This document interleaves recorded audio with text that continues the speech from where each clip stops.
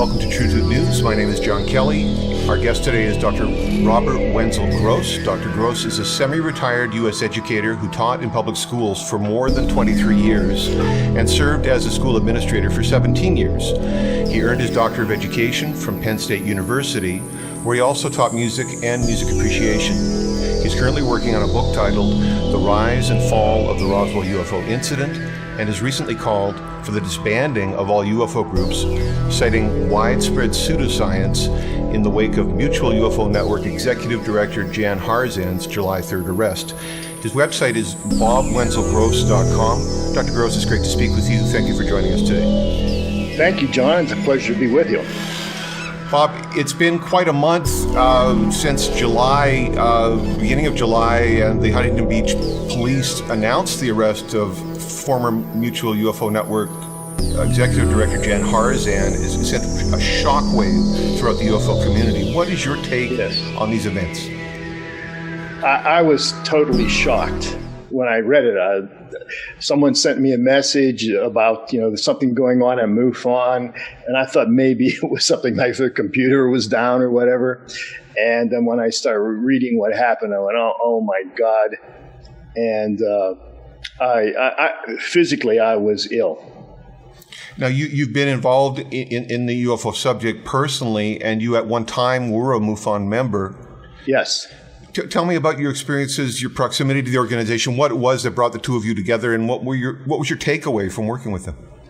You mean with the MUFON organization myself, or with Jan? Well, and we'll come up to your personal contact with Jan, but your overall experience with the MUFON culture and the promise and the opportunity. They're supposed to be doing science in the name of humanity. Oh yeah. Well, I first joined MUFON. I was in McAllen, Texas.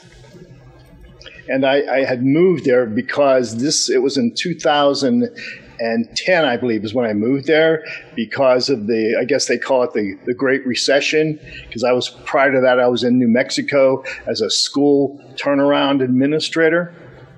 And I was working there.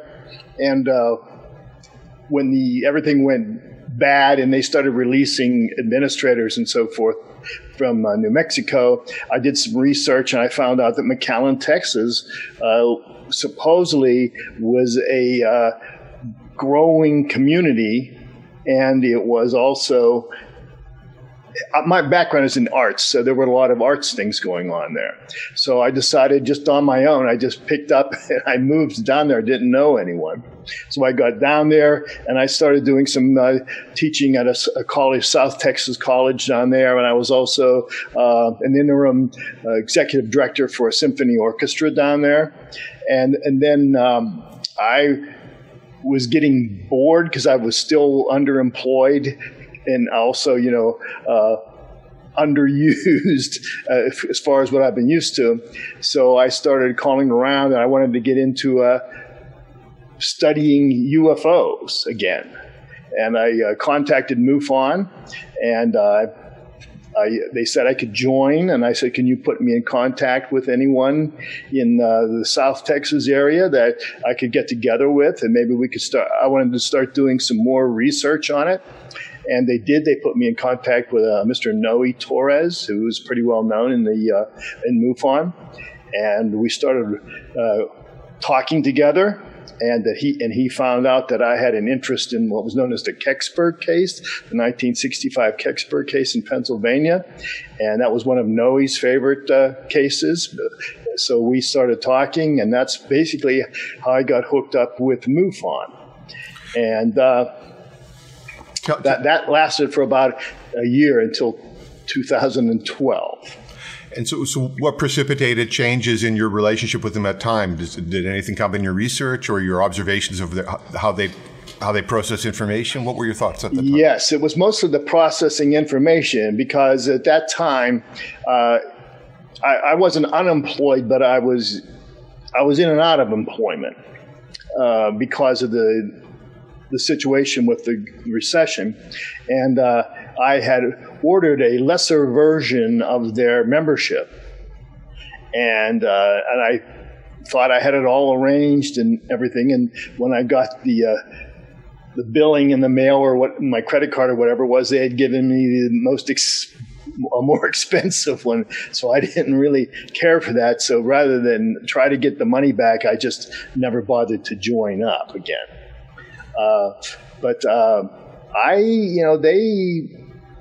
For the experience that I'd already had, they didn't move on. I'll be very honest with you. They didn't do much for me. What did you find was missing in the experience from the ground level investigator experience? What was missing? In my case, there was a lot of what I would consider it was missing people who were real scientists. I'm not saying that there were none, but definitely I had some discussions with people who were Mufon members and other people where they really weren't using the scientific method. And I think because of the size of the organization, I think now they have something like 4,000 members and there's something like 400 or 500 field investigators. It didn't do anything for me. I would get in some discussions with MUFON members, and they would jump to conclusions, and they would not, have a lot of background in science, which kind of disappointed me. And I after a while, reading some documents that came from MUFON and so forth, I did not find them that intriguing. So your enthusiasm for the subject, the pursuit of the understanding of the UFO phenomenon remained strong, but this wasn't the right venue for a person like yourself, a strong educational background, a strong grip on sciences and issues in science, and your experience there wasn't feeding or fueling your notion about an expansion of human knowledge and the expansion of science through the scientific method. Exactly. Go ahead. I'm sorry. Well, this is quite a challenging scenario. I think you've written that the public hungers for factual information. They hunger for access to the scientific experience and the benefits of science. But given an opportunity here where we see what we might consider potentially an emerging scientific field or field of scientific inquiry. Yes. That it wasn't a science first initiative. Science was not leading in this environment. That's right. I don't think it was even in second place. Not even a contender. I see. But it could be just because, I'm sure it was just because of me, because I have advanced degrees. Okay, I have postdoctoral work, and I've done research, and myself, as far as just UFOs are concerned, okay, I've seen like about 5 of them and one up close, and I know, and I'm not that crazy, but I know that there's something out there, okay? I mean, I've experienced it, and I've talked to hundreds, if not thousands of people about certain things. So it was, I'm saying, MUFON really isn't giving me a boost on this. And go ahead. I'm sorry. Well, so subsequent to your observations that this was going to be the climate, the cultural climate in which that kind of work would be done, that MUFON was offering, did your interest lead you to explore other domestic groups who were also studying the phenomenon? Yes.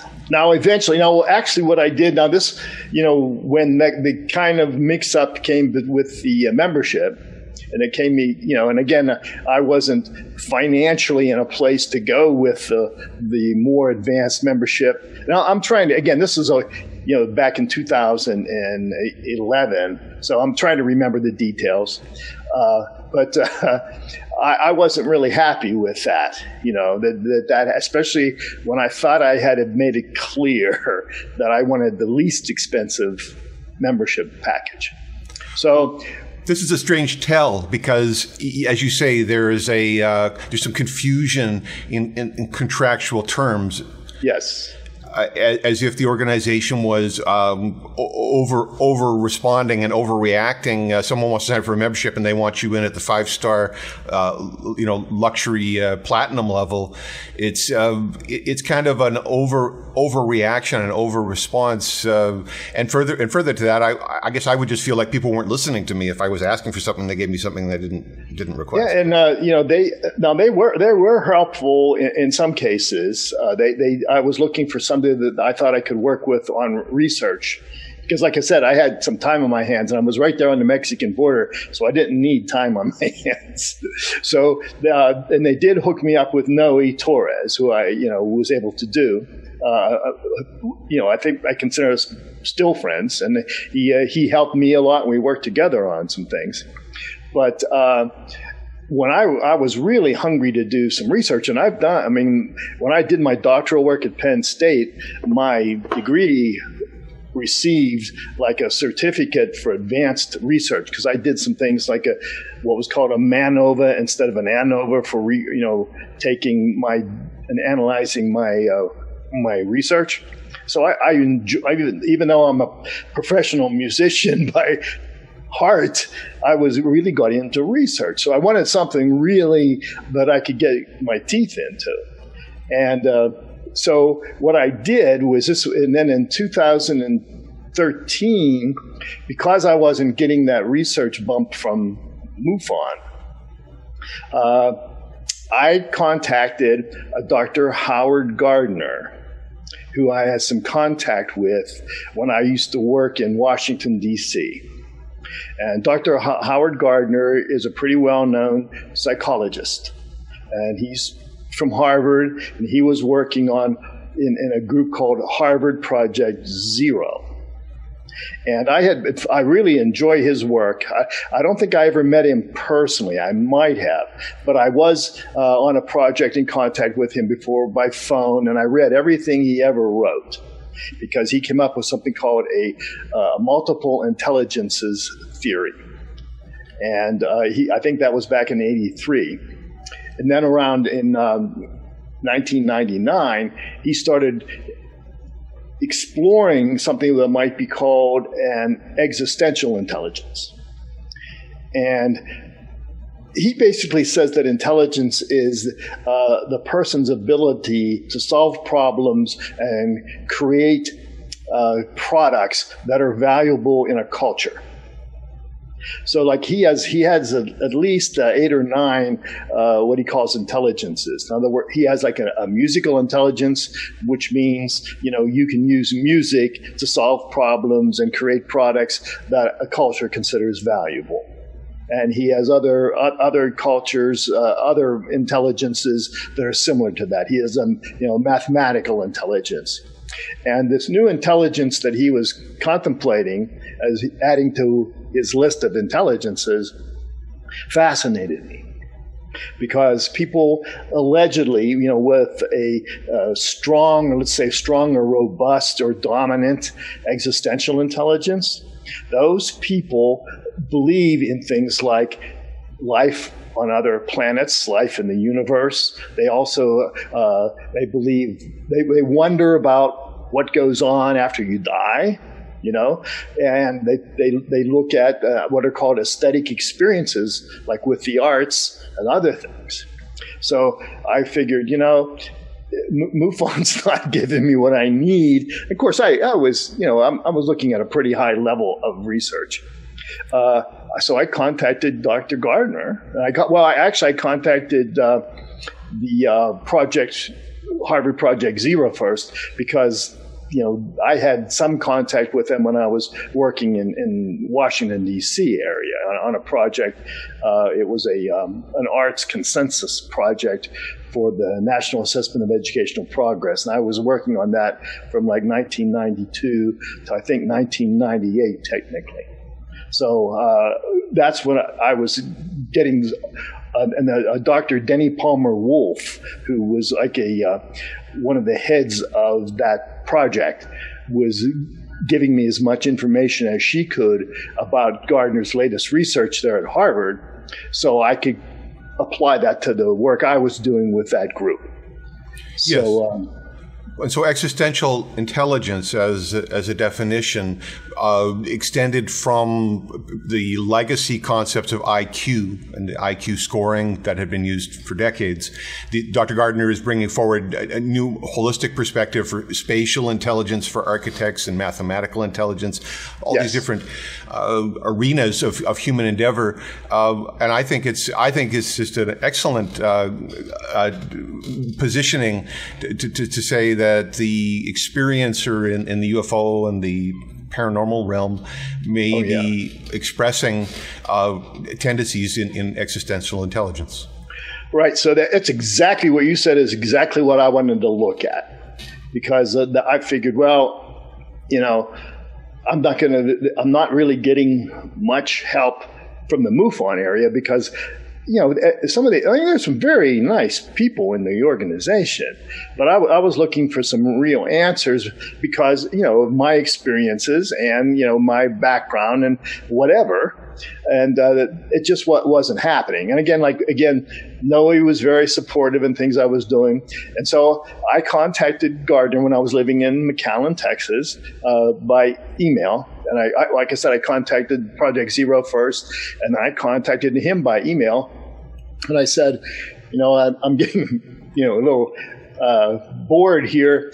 I'd like to get into some research. I said, would you mind if I did an independent research study that looks into existential intelligence? Because he has never, even as of today, he has never accepted that existential intelligence as a full-blown intelligence that he could use in his multiple intelligences theory. So I thought, well, maybe I can do some research, since I've done real research, before. And he said that he gave me some advice. He gave me I asked him, is it okay for me to do that? Do I need any special permission for you to go ahead and start looking into that intelligence? And he said no. And he gave me a list of books to look up, that had all the pros and cons of existential intelligences. And then one bit of advice that he gave me, and again, this man is a world-renowned psychologist. He said the advice that he gave me was, and I kept all of his emails, not to focus so much on the object, okay, but look at the person experiencing the object. And I know from being a musician and teaching, music to students, both, anywhere from elementary through college, students, music, that music, for example, can only exist in your mind. I mean, it's just sounds out there. Your mind has got to be ready and prepared to accept those sounds as music. So your mind plays a big part in that. And basically, when he said that, that kind of, struck a key with me. I said, that's probably right. So any research that I was going to do, I was going to focus really on the experiencer or the observer or the person that was witnessing the UFO. That's what I was going to focus on. So the state of mind of the observer is, I guess, in my reading, is influencing the phenomena being observed? Yes. Definitely. I mean, from my experience, yeah. Because, I think in 1989, I had a close encounter of the first kind in Pennsylvania. Would you like to recount some of the details of that? Do we have time? We have lots of time for this. Well, yeah, this. I'll leave all the gory parts out. Okay. But okay. Well, I'm going to try to shrink this down. Okay. So this was 1989. I was living in Pennsylvania at the base of Blue Knob Ski Resort, which is a ski resort in the central Pennsylvania area. Mm-hmm. And I was volunteered because of my background, in the arts and so forth. I was doing a job as the performing arts chairperson So anything that they had any kind of performance, like musical group or whatever, it was my job to book them and do a contract with them. And I had to go out, and I also had audition groups to make sure it was a 3-day, arts festival in Pennsylvania, in central Pennsylvania. And they wanted to make sure that it was quality stuff. And I was a professional musician, I knew what I was doing and looking for. So I wasn't getting paid for this or anything. So there was one group that I wanted to audition, and I think the name of they were playing in some club I think it was Ebensburg. I'm forgetting those names back there, but it was in Cambria County, Pennsylvania. Let's put it that way. So I was going to drive up that night. It was in June, and it was like 1989. And I was going to drive up there and just audition the band, and come back. That was it. And so I was getting ready to leave. And that time I had a car. It was like a sports car called a Scirocco. And it had a Bob Plunk stereo system. I remember that. And it had a moonroof. And it was platinum colored car, okay? And I had it tuned up so it moved pretty well too. But so I was getting ready to leave. I had all my briefcase and everything. And no drinking, no drugs, nothing like that, because I knew I had to negotiate. I had to listen to the group and then negotiate a quality contract with them because they got paid. They didn't do it for free for the arts festival. So I was getting ready to leave, and one of my neighbors lived up the hill in the same development. All of a sudden, she showed up in my car, and she tapped on the moonroof, and she said, I talked with her earlier and told her I was going to do this. She said, mind if I go up with you? Now, she just needed to get away, from her house or whatever. So I said, sure. I said, I'm just going to go up and come back down, and that'll be it. If you want to ride along with me, fine. So basically, we're going up this 4-lane highway. It's in mountainous area of Pennsylvania. And we drive up there, get up there at around 11:30 p.m., park the car. I go in, get a nice seat, near the group, do the audition, talk to the guy, we'll just call him Larry, because that was his name. But talk to the guy, and then I negotiated a contract right there. Got in the car, no drinks. I wasn't even, didn't even have a drink or anything because I wanted to negotiate a quality contract with him. So we go out, get in the parking lot. Now it's probably around midnight, and we're driving down this mountainous road. And again, I'm going to shorten this up really, and I'm driving. I remember the tape I was playing. It was Supertramp, Take the Long Way Home. I had put in a tape that I made, those little cassettes, and I was playing that, and I'm listening to it, and I'm trying to impress her with what I know about music, and stuff. So we're talking about the performance, and all of a sudden, out of her side of the car, the passenger side, I see something that's behind one of the guardrails, and it starts rising up from behind the guardrail, and I'm thinking, is that a bird? And it's pretty. It looks big. It's big, and then as it goes up, it starts changing colors. It goes from like a black to what might be considered like an urban camouflage color, with grays and blacks and things. And I'm just noticing it out the other corner of my eye, and it keeps coming up, and it gets to like underneath the trees, like there were these leafy trees, and it gets up to under where the lowest branches were. And it just starts, it's hovering there. And then it starts moving out, and it starts changing color again to like a grayish white color. So this thing's coming toward my car. And something was weird about it. So my mind, I was looking at it, and acting on it. My brain was looking on it, and since it was weird looking, it was acting on me. So there was I could feel my brain trying to figure out what in the world it was. So it's like it's waiting for me, okay, under these trees. And I didn't say anything to her because I'm trying to figure what in the world is that thing? Because I thought it was a great big bird at first.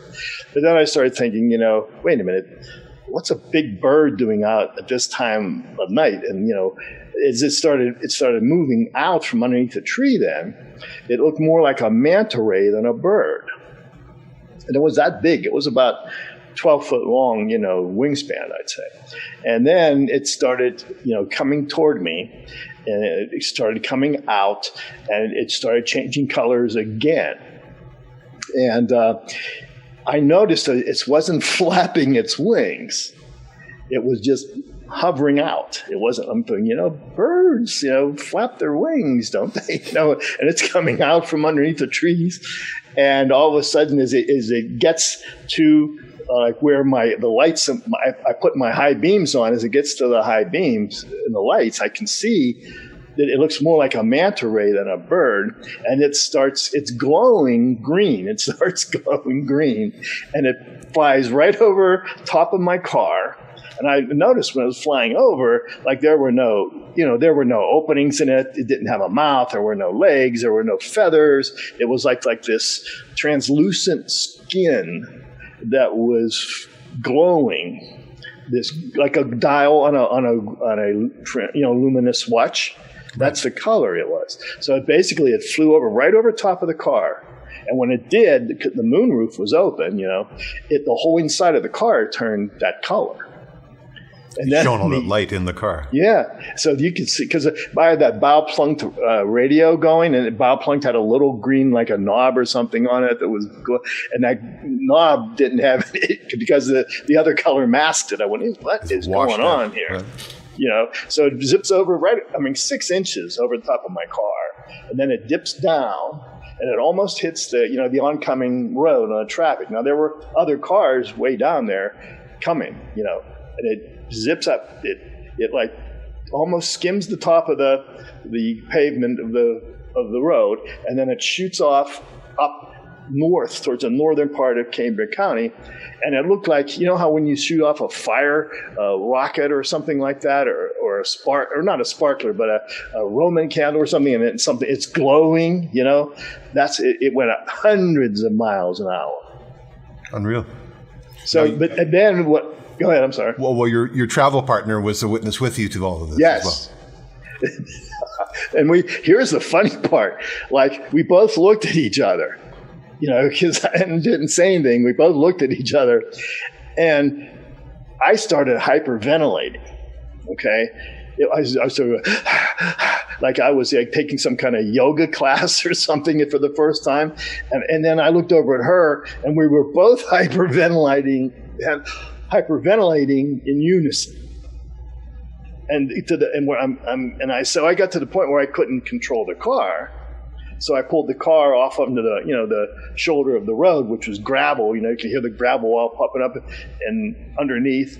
And then so I finally got the car to stop and put the emergency brake on. And we both got out of the car, and we had to put our heads down and our hands on our knees and try to gain our breath back. And then I just said, I got to report this to somebody. So I did, that later on that night. This is like a primordial response. Oh, yeah. It was, because of being a musician and kind of studying aesthetics and aesthetic experiences, when I had Dr. Boyle was my advisor at Penn State, and there was another man by the name of Radosi, and they had written some things about aesthetic experiences. And there were several other people that I had been studying about aesthetic experiences. And it was being in the arts and a musician, you're trained to pick out the nuances in things. And then the more quality is, the more nuances there are. But you have to be able to pick them out. And this thing, it was like the strongest aesthetic experience I've ever had in my life. But it was definitely an aesthetic experience. I wasn't afraid of it. It went by too fast, So if this had been an audition, that thing would have definitely been asked to join the band. They would have probably got at least second place. But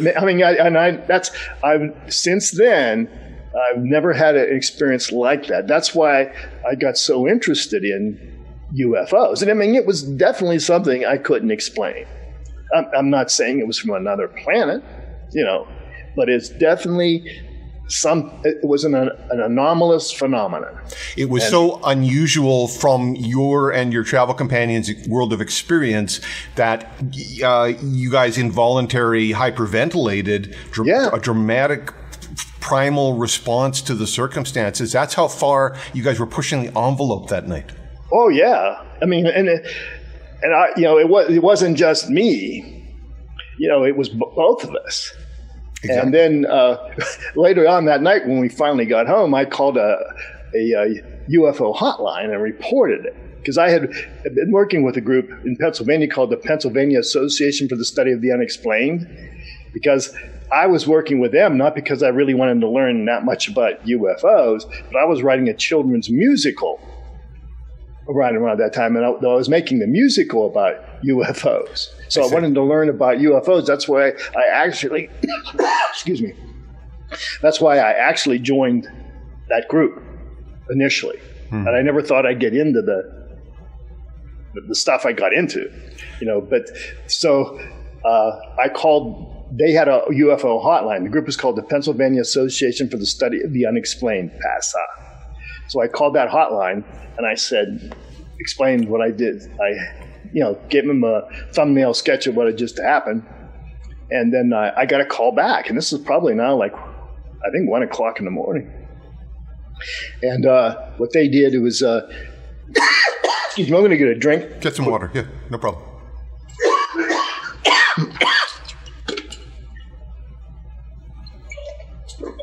But they told me that they said I'd better get to a hospital and be tested for X-rays if I got exposed to radiation. Because they explained it in some of the things that can you see me okay now? You're just fine, just fine. That there had been some cases that they had been studying where the people were actually overdosed on radiation. McAllen, Texas? No, this was in Pennsylvania. What I mean to say is that there was a famous case, I believe it was McAllen, Texas, where a large object was accompanied by helicopters, and that the witnesses were said to be irradiated, medically irradiated by being close to that. Well, that's in the way back. So I'm very, it's a fascinating and a one-of-a-kind story that you're telling about this bioluminescent creature. Who knows? Fascinating and envelope breaking personally for anybody to be witness to that. Your mind is completely being reshuffled. Their sense of what is real and what is, what's fantasy is being completely redone. And there were witnesses who saw the same thing. I think it was either before or after I saw exactly the same thing. You were able to interview some of those witnesses? Well, I had other people interviewed them, and I got the reports. Very impressive. They saw the same thing. I think it was before, because I went to a pass-on meeting after that, because I had something to talk about, But they showed me. They put out a newsletter. I think it was every other month, and the same exact thing was seen near where I had seen what I saw, and it was laying on the ground. Really? And it was the same. It was glowing the same color, and it had the same basic shape. And everything around it, like there were, those rural mailboxes, everything around it was glowing. Whoa. That same color, kind of like what happened, when it flew over top. And that was reported. So I still have a copy of that. So to clarify, you're not the only witness to, apparently there is an objective phenomena that you and a travel companion could see, and other witnesses were able to observe it later or around that time. And a few years later, the exact same thing was seen in West Virginia, and that was documented. And except it was the gray, like that object turned a grayish color before it started going green. This one was always gray, and it dive bombed a car and the same thing. And it was documented. I think that was 2000, around 2000 or 2002. I have all that documentation. So there were at least 3 instances that people saw this same type of thing. Amazing, just absolutely amazing. I've certainly seen bioluminescent phenomena of different orders, but I've never had a manta ray fly over my car, let alone bombard it with light. So I mean, that's amazing. Yeah, I mean that's why. And again, I've seen other things. Again, anomalous phenomenon, I call them. I consider myself more of an anomalist than definitely not a ufologist. There's so many things out there I've run into that I know there's stuff out there that as scientists we don't know what it is yet. So when the public comes forward and people say that they're having these kind of groundbreaking experiences, envelope-breaking experiences, we can reasonably expect that there's something amongst all those reports. There's some truth in that. People do have these experiences. Yes. Because like when going back to McAllen, when I was starting that research study with Dr. Gardner, and I put together a type of a tool where I could interview people, and I can tell by interviewing them if they're telling me a true story or not, And all but one person, and I'd say probably close to 300 people that I've interviewed since I started to do that project in 2013, every one of them believed what they saw. So to clarify, when we talk about the UFO topic or the paranormal, the anomaly, we live in a society where there's generally superstitious taboos around these entire subjects, that all of it's flaky, all of it is problematic, and that we should throw the baby out with the bathwater. But clearly what I hear you say is that it's in part what's happening today in terms of the public's pursuit of questions or answers to questions related to these areas is the way that we are conducting ourselves and approaching the questions that is part of the problem, more so than that these things should be superstitiously denied. Exactly. I mean, I think kind of like all the types of anomalous phenomena that I've run into and decided to study is kind of like a sweet spot for my background and what I've been exposed to all my life. Because you were set up to do this. I know. Yeah, I was. They found me somewhere. Exactly. But especially being in education, this is a valuable tool. And I put even when I was in McAllen in 2013, again, his name Noe Torres. I hope he doesn't get angry for me using his name. But he talked me into doing a lecture at a science conference in Pharr, Texas. I think it's Pharr, Texas. It was a large science conference for kids. And he said, he knew I was looking for stuff to keep me busy. So he said, would you mind doing a presentation at the science conference? It was called the Amazing Skies Science Conference. I think it was national. I think it was the National Science Foundation. I think NASA was there. They had some astronauts there. So, and he didn't really give me any parameters too much. He said, but keep it simple, because there were like middle school and high school kids. And the astronauts and things too, but they were all there in this huge conference center. So I put something together just to see how kids, as an educational experience, would take to learning about mysterious UFOs and so forth. And it was packed.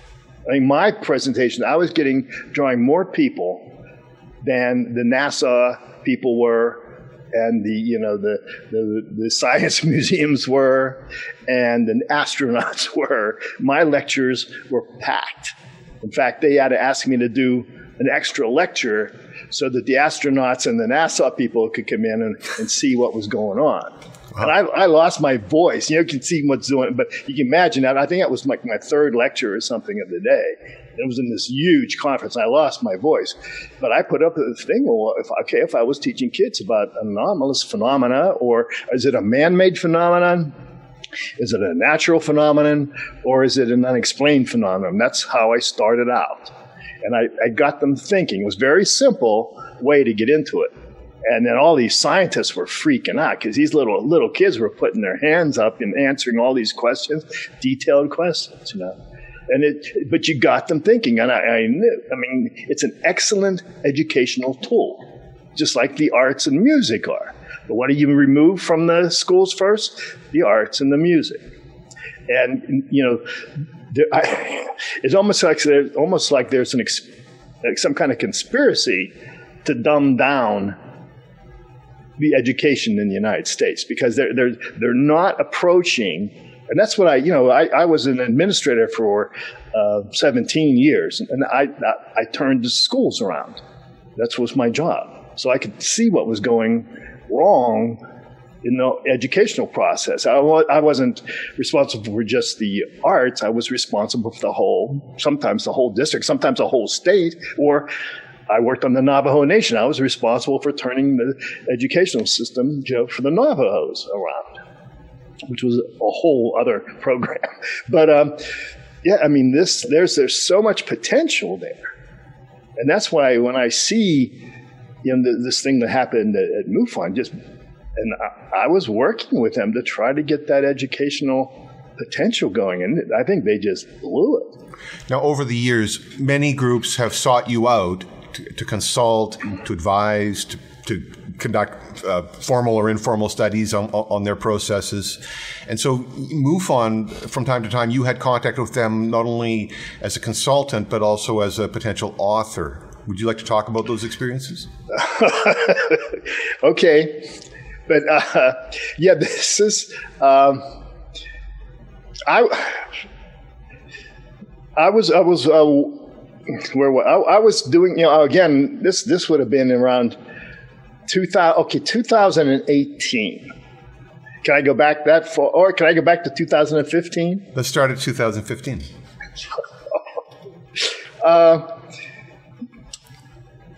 People knew I was studying UFOs, and also that I was a researcher and an educator and a writer. But I wrote mostly like white papers, reports, formal reports. I worked for the government. I worked on government reports. I was, all that stuff. So it wasn't like I was just someone that wrote little, articles in, a local newspaper or something. You weren't a blogger.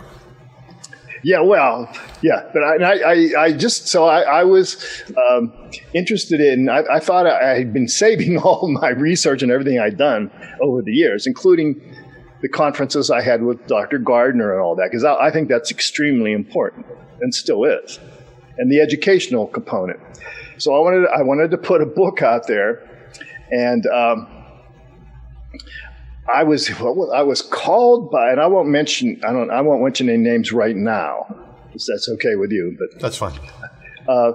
I got a call from a lady, and I don't know how she got my name, but to do a cruise, a UFO cruise, and all the big names in the cruise, Stanton Friedman, all those, were scheduled to be on this cruise too, and I said, okay, I've never done anything like this before, but I'll give it a shot.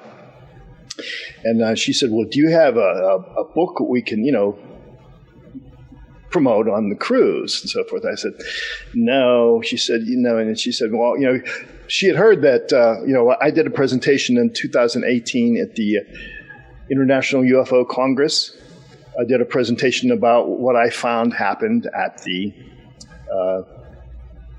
Kecksburg case. So I did that presentation, and I guess someone told her about it. So anyhow, she was setting up this cruise for me to go. And so I agreed to do the cruise. But when I did that, she asked me if I had a book, and I said no. And so she put me into contact with a literary agent. And this literary agent was a very, very well-known person, okay? very well-known literary agent, let's put it that way.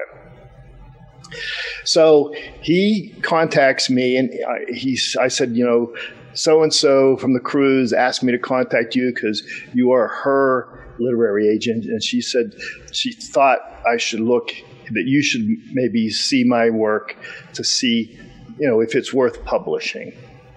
So he agreed. So I put together a book proposal for one book that I thought might be interesting. And that book had to do with the Roswell incident. Okay.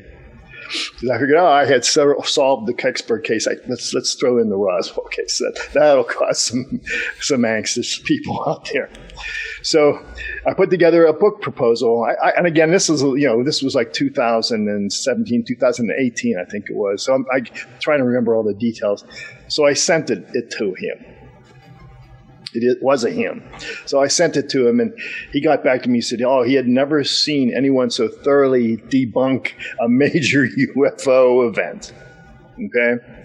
So he said, would you mind working with me, as a literary agent to try to fine-tune this so it would sell out there? Because he knew what was selling. And he seemed to know about people's books in the UFO industry, let's call it. So I started working with him, and we started talking about things, and I was fine-tuning my book. And it started going from one book, then was narrowed into another book. What was one book now came to about 3 books. I saved all of his emails, but he said, you've got at least 3 books in you. He said, you've got to take your book proposal and narrow it down to one subject. So I did, and I think most of it was on the Roswell incident that he asked me to do this one. So I was putting together like full-blown 100-page book proposals for this very well-known literary agent, and he was very, very helpful. Okay, and so one day we are talking, and he tells me that he is going to be working now for Mufon books. It's an imprint. In other words, the books that they sell, and he's going to be that. And he said he would like me to get a book proposal together, and he was going to present that to the Mufon people. My proposal. So I said, okay. So I did. Now this is like my 5th book proposal. I put it together, and I send it to him, and usually he got back to me pretty quickly, and then he didn't for a while, and my computer was done, something burned out. This was when I was still living in Indiana, near South Bend, Indiana. So my computer, I got a new computer and everything, so I finally got back to him, and I said, well, what do you think? And I've been following pretty closely his recommendations to what he suggested might sell. And that's when he got back, and he said, well, he had met with the partners, and they looked at my work, and he said that it was interesting, but that it was too academic writing, and I had already watered it down as much as I thought that I could. So I said, okay, and then he kept saying. You've got to get it down to a level where people are kind of like the mass media absorbers, like the people. And I really didn't know what he meant by mass media. So when I researched it, it kind of meant the people that pick up a National Enquirer magazine in the line for the grocery store. Okay, so I'm going, I can't write like that. I don't want to write like that. And so basically, he said the Mufon folks thought that I couldn't, I was writing too advanced to put out a book that their followers would read. They wanted more hyperbole and less of a rigorous approach. Well, that is one thing, but they didn't like the idea that, I wasn't trying to debunk UFO events that were popular. okay, including the cornerstone of ufology. Right. But, I mean, it was there, and I like to research. And so, basically, when it came down to it, after I'd been working with him for months, and now that he's, working with the Mufon books, he says, they're not, basically, I have it all in writing. He said, they're not, people in that group, or even Mufon, they are writing these things and supporting these things, and you just debunk them. They're never going to let your stuff out in the public. As you said, not only was this question of readability, but it was your approach to the subject matter itself that was hostile to the entrenched positions of the people who were selling. They were stakeholders. They had a vested interest in continuing to sell the books that told a different story. Yes, and he knew. I think, like from my other. I mean, I've got I try to put together some things about Mufon, for down the road, and I have over 200 pages of emails and stuff from people. But where I'm not, I have evidence that I'm not making this up, and luckily I have all that, and I've got backup material to go with it. But basically, he was saying that you write too well. The people that we cater to are have a sixth grade reading level is essentially what he was saying. He didn't come out and say that, but he said, the people that are into the kind of the mass media collection and reading. And then he said that the fact that I was, opening up their eyes as to what really happened in these couple of well-known cases, that they would never let me be published. So, when I went back and looked at the purpose of Mufon, that said, they're doing scientific investigation, of UFOs for the betterment of humanity or whatever their purpose is, that's not what they were doing. If that's, they saw that, people who they were promoting, whatever they were doing, my research kind of, shine a light on it and said, this isn't really what happened. And he said, I would basically, I would never get published by a Mufon organization. So we could say that ethically this is a form of negligence, where it's not as if the scientific voices aren't willing to be heard and aren't speaking up, but it's rather they're being ignored and bypassed. It's censored. If I was in education doing this, and I've been luckily in government positions, both state and federal governments, where I would be calling for what I would consider some type of standards or regulations placed on an institution, because you'd have to have at least some kind of minimal competencies to make those kind of statements, because the product you're putting out is, in a sense, not getting at what the public really wants to know. They're not trying to. And again, this is my opinion from what I was told and written. These are your takeaways. They really weren't. They weren't interested. In fact, it says right in my emails, it's not going to sell to the Mufon people. If you thought, if based on your experience in education and professional experience, if you thought that Mufon's direction, publications direction, or these directions in their educational programs were valid directions, you would have onboarded. You would have just, you wouldn't be here telling me the story today. You would have been a part of it. Yeah, or I would have helped try to improve it. Well, your enthusiasm for the subject is such that you weren't looking for a problem. You're saying that you discovered a minefield of problems when you went in.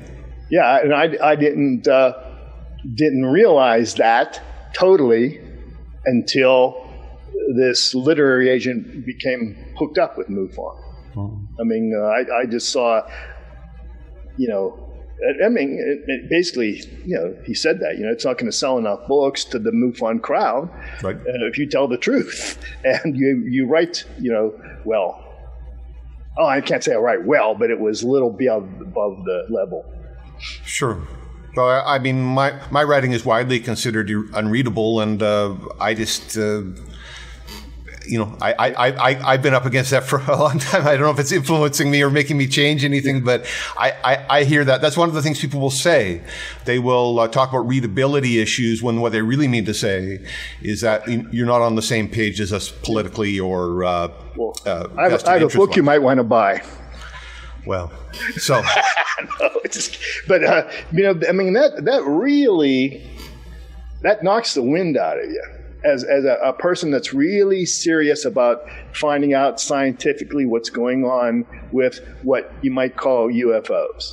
And you're seriously I think there's probably only a handful of us that are out there that are serious about it. I mean, when I realized this, I'm thinking, what good is Mufon really?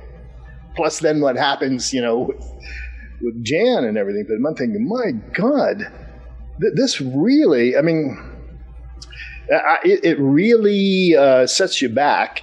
But I'm a fighter, I'm not going to let it get me down. And I think I was doing what they claimed to be doing.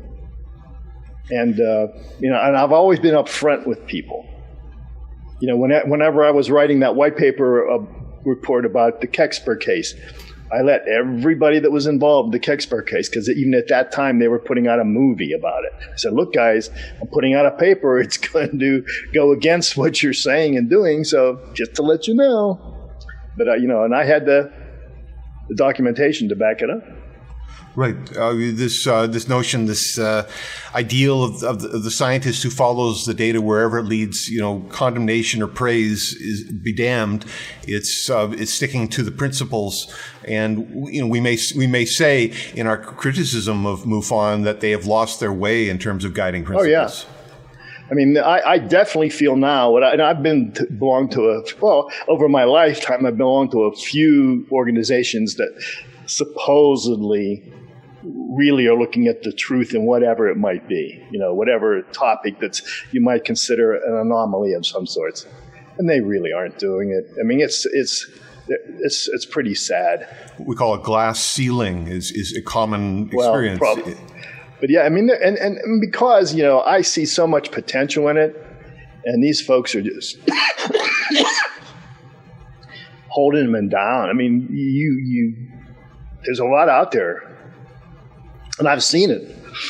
In the name of UFO science, people are disassembling the foundations of what could make that possible, and calling that America's answer to UFO science. So I say a lot of people are disgruntled. I mean, everyone would like to be famous. Everyone would like to have a best-selling book and all those special things, their own TV show and all those special things that can happen.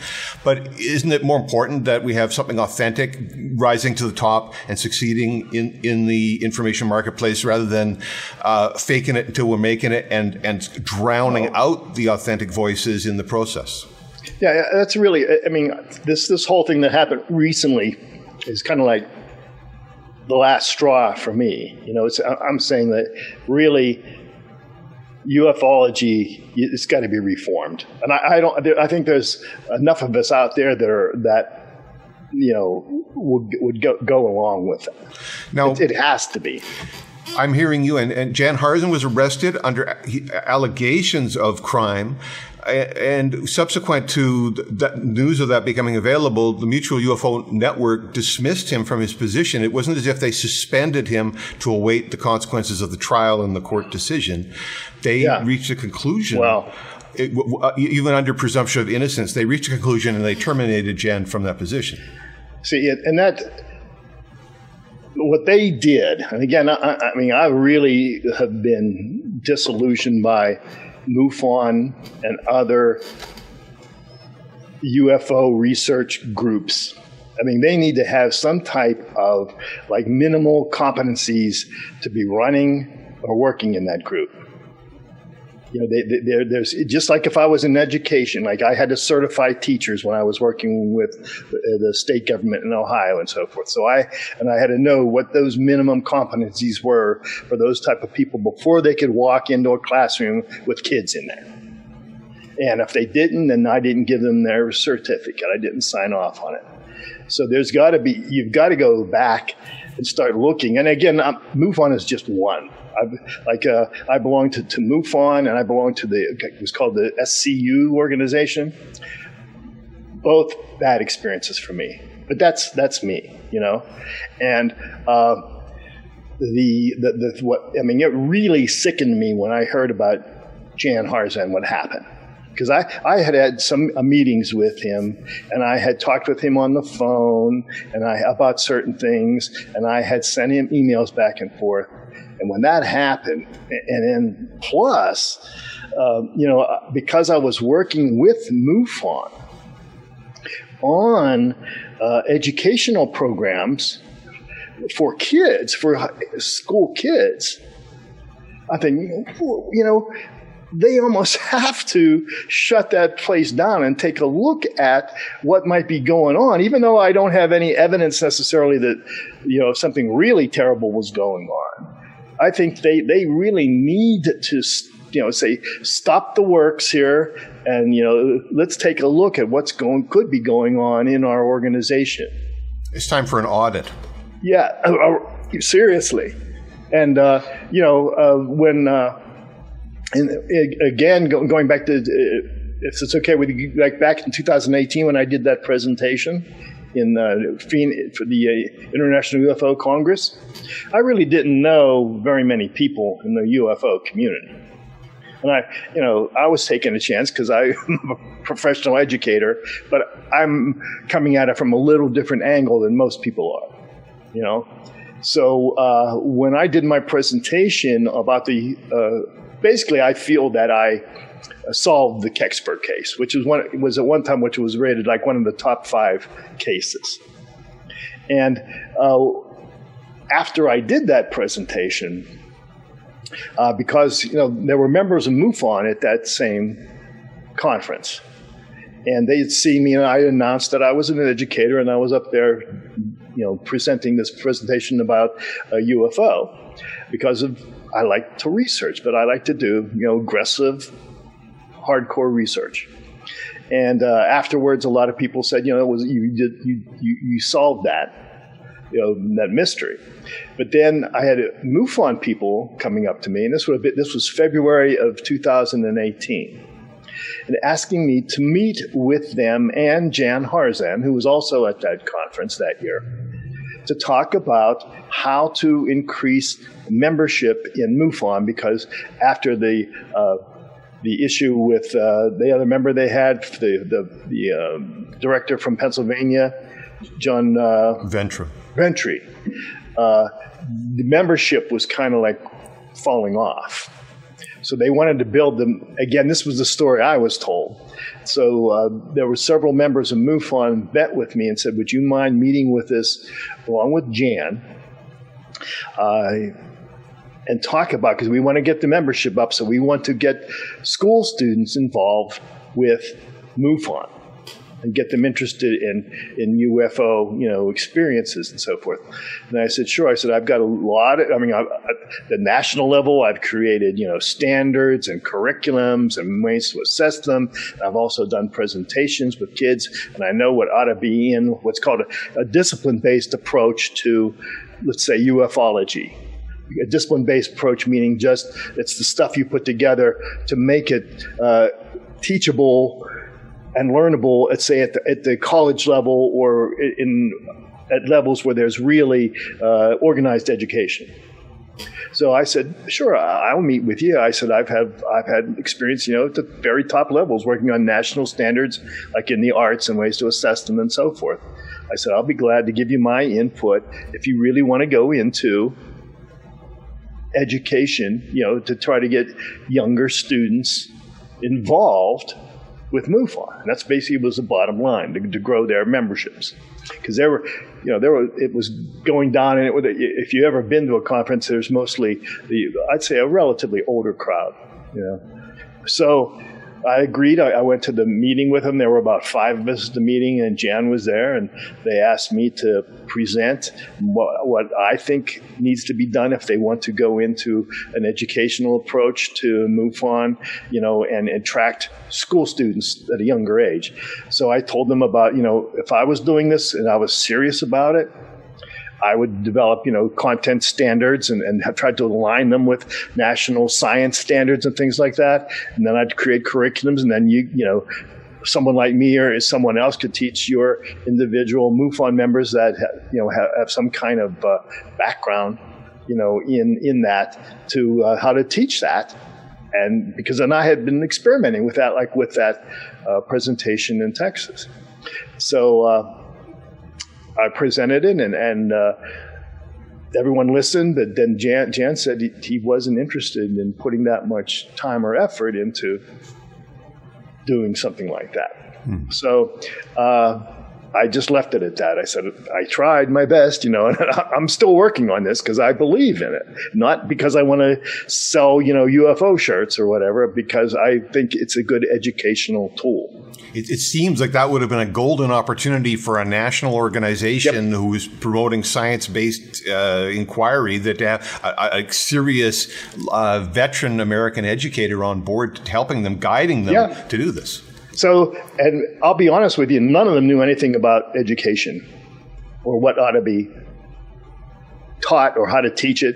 They had another member there of MUFON who was pushing a children's comic book. It was either a comic book or a coloring book. And I said, after she was done making her presentation, that, to attract very young kids by having them work with this coloring book, or I think it was a coloring book, how that would attract really young people to MUFON, and that's how to get them started, and they would join later on down the road. I said, seriously, I don't know. I've worked with all kinds of national standards and state standards. I've never seen an arts or education program that advocates for coloring books. But they didn't. It's like they weren't. They weren't educators or know how to put it together, and I don't think they listened at all to the advice that I gave them. And I was giving them probably, top advice that I would have been paid thousands of dollars for to talk to somebody. So I was giving it to them for free. But when we talk about the meeting of cultures, I mean, this was seemingly so foreign to the culture that was there. Yes. That the bridge building. Well, this wasn't a room staffed up with seasoned educators. This was a room staffed with people from a whole bunch of different backgrounds who had their own maybe mom and pop ideas of how these things work. Yeah, I mean, I was only meeting I think there were only like 5 or 6 of us at this meeting, but this was right before their symposium, which I think happened in July in Cherry Hill that year. So they were looking for ways to get younger kids interested in MUFON.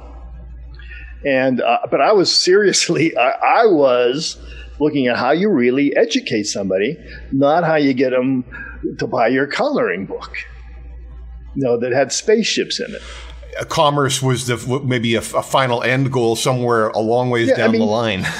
I'm sure there were some educational advantages to teaching about a coloring book, but I don't know of them. I mean, you really have to adapt things to try to base your whole educational push around coloring books. Well, and so we have existing standards that were developed through centuries of trial and error in the education industry, we could say. Those standards are the product of decades and decades of work attempting to find the best way to do things, and that's still a work in progress. Yes. And then we have sort of a mom and pop type of culture where they're going to invent their own special ways of doing things.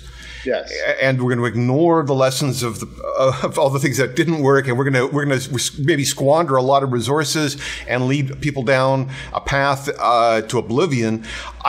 In my mind, I'm going national organization, the wealth of American professionals who can step up and offer resources like yourself the group downvotes us. They vote no. They're thumb downs on standards. We're going to invent our own standards. That's what they're saying.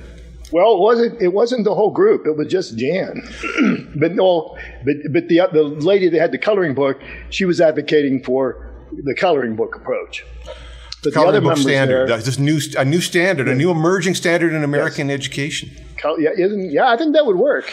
Well, Today, this is in terms of commerce. I mean, the appeal is obvious that this is something that could sell. But in terms of a serious educational approach, we don't have that here. This is a retail mom and pop stores discounting stuff for students. yeah, basically. And then what was a killer for me, I got the same thing from that literary agent. You're even though you've got all this great science in this book about the UFO phenomenon, it's not going to sell. So we're going to not even deal with you. And not even a suggestion. I even asked for a suggestion for other literary agents that might be able and interested in. And I got a couple of things publish it, on a blog or something. But no help. I mean, they aren't looking on really scientifically solving the issue. But then after that meeting in Phoenix, it even got even worse. Oh my God! Because. So I went home, I thanked everybody, and and that's when I got the connection to the SCU group, which I shouldn't have wasted my time with that one either. What was problematic about SCU? I mean, they're putting science right in their name. What's going on over there? Oh, well, don't let me lose track from where I'm leaving. But again, this is my own personal, run-in that I had. What was your criticism? Well, again, I won't mention any names right now, but I have them, because I have screenshots of everything. That's what I was trained to do. I was trained by the government, the federal government, to go in and find fraud in major organizations and clean it up. Mm-hmm. And I kind of like doing that kind of stuff. I get in. But I did that for 17 years, so it stays in my blood, kind of. It's a way of looking at situations in organizations. You bring that perspective. But just remember where I left off. We'll try to remember it because there's some important things I want to tell you about the Mufon part. But in that meeting, yes. Yeah, but after I had heard they were talking at the International UFO Congress in Phoenix in 2018, they were talking about this new group that was coming out that was going to be competitive with MUFON. And it was called the Scientific Coalition for UFOlogy. And it was supposed to be a worldwide think tank about the UFO phenomenon. So I thought I did a very, a nice job of my presentation, and that was very scientifically based. And so I talked to some of the people there who were running the International UFO Congress, and I said, this group you've been talking about, I would like to get possibly involved with that and see, because I think I have some things and know some things that might help them if they're really scientifically investigating them. So I got nominated to that group.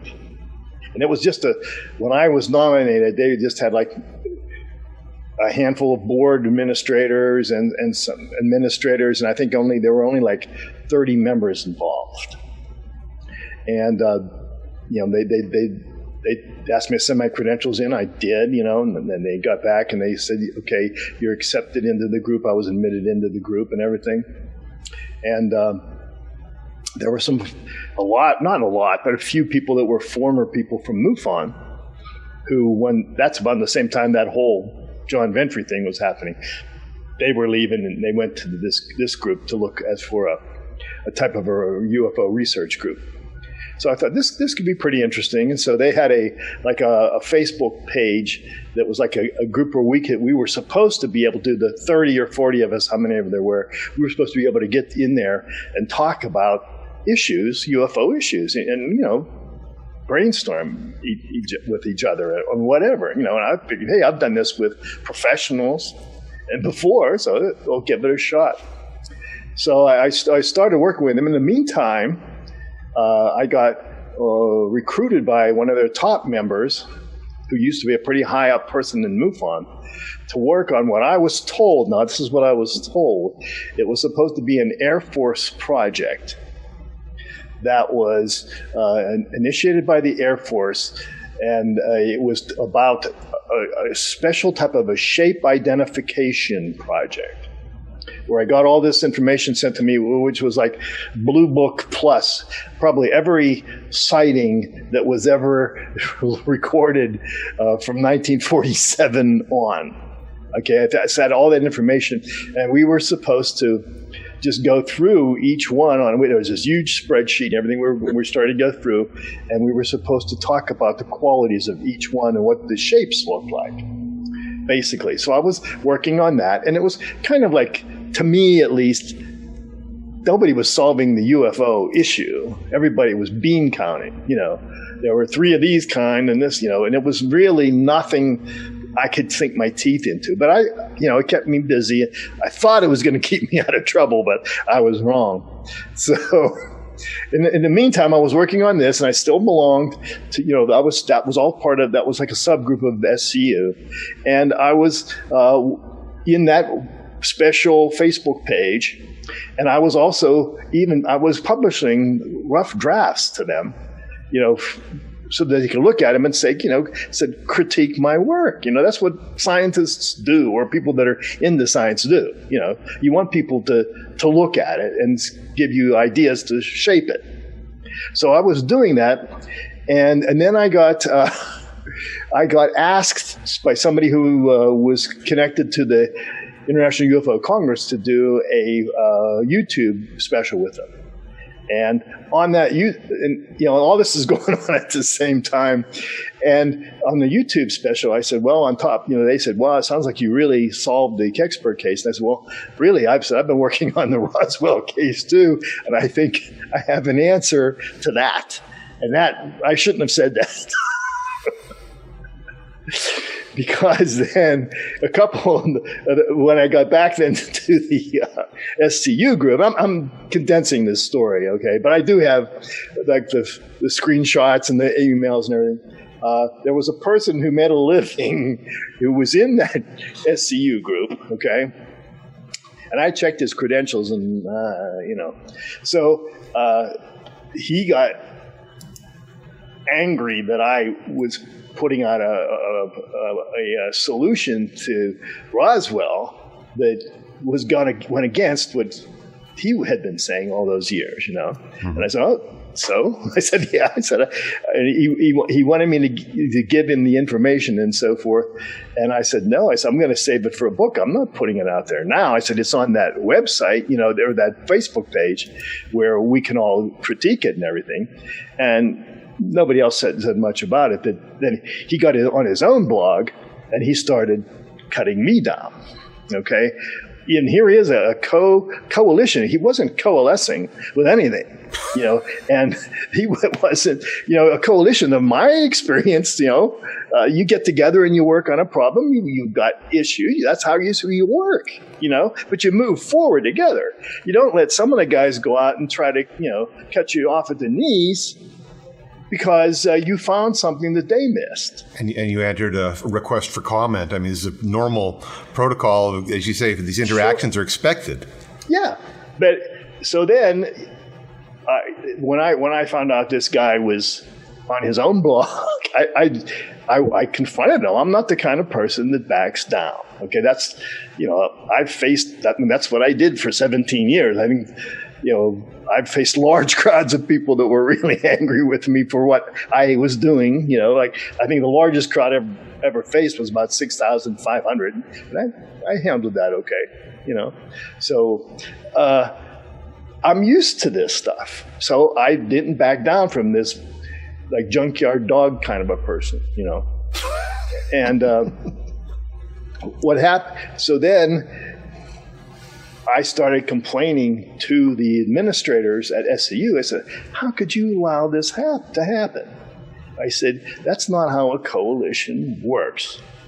I said, we're supposed to all be going together. I said, why do you have this special place that we can talk about things if people can go outside and on their own blogs and start putting down your research just because it doesn't go along with their research? I said, that shouldn't happen.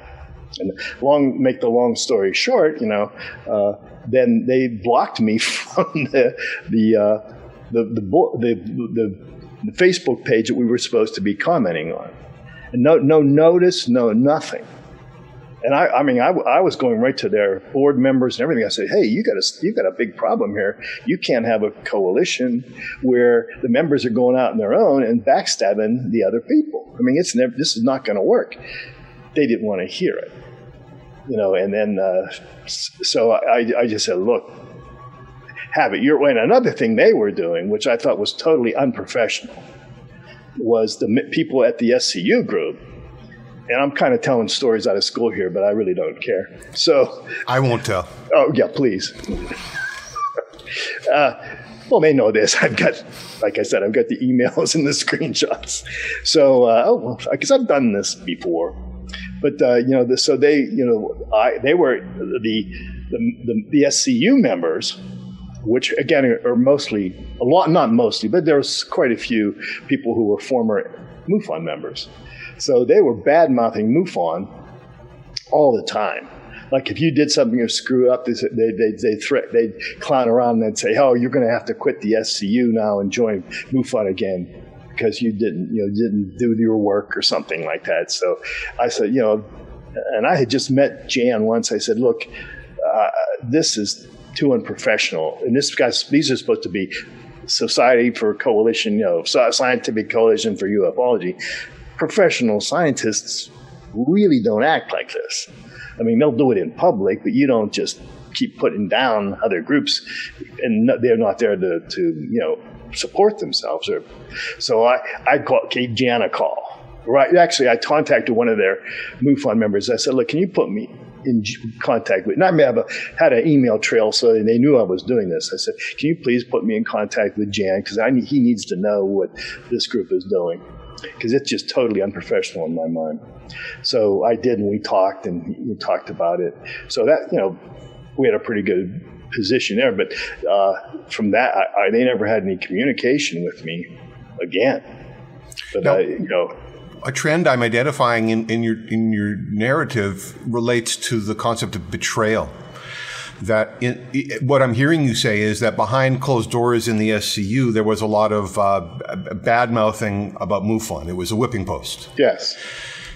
And you acted in good faith by going back to the then executive director to explain to him, did you know that this toxic culture is being fomented under the banner of the SCU, only to later discover that, according to Huntington Beach Police, Jan basically betrayed everybody.